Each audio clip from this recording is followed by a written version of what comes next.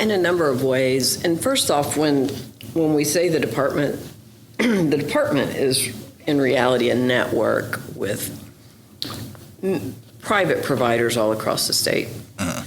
And with our core providers, which are CMHC, CCVHC entities, they all have, as part of their contractual agreement, to reach out to the schools in their area and to make services available to any and all schools in their region.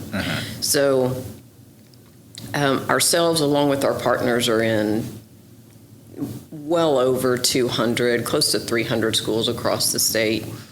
And from that perspective, it really is a hands-on in the schools. So they're working with the school system, with teachers, et cetera.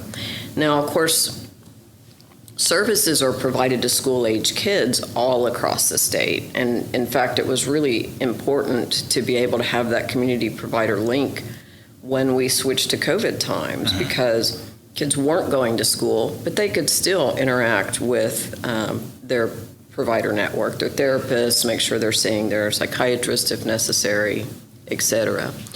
We also do a lot of work further upstream than that with school systems, and we will go in with the school system that's interested in creating a comprehensive plan for that school, everywhere from layering in preventative approaches and practices.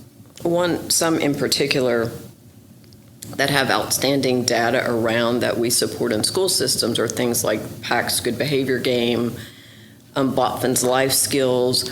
Those are kind of classroom management tools that the research shows us that when kids have those in school during elementary ages, they are less likely to become addicted as adults or to experience mental illness as adults.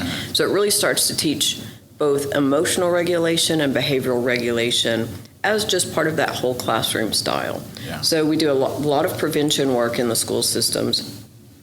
But then if you think of it kind of like a triangle, and that being the base of the triangle, then layering in all the way up. So what kinds of things maybe for at-risk families? So we do things like celebrating families, which is where we have the school host dinners where parents and kids come together. They're separate for part of the time and they work on particular issues, and then they come back together to really have good family bonding time.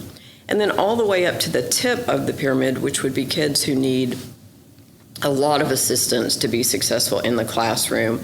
We may even work to provide what we call a behavioral health aid, so that they can have someone working with them to make sure that they're able to stay in the classroom, that they can regulate their behavior and emotions with support from someone else. So we layer in a whole comprehensive approach, and that's called MTSS, Multi-Tiered Systems and Supports.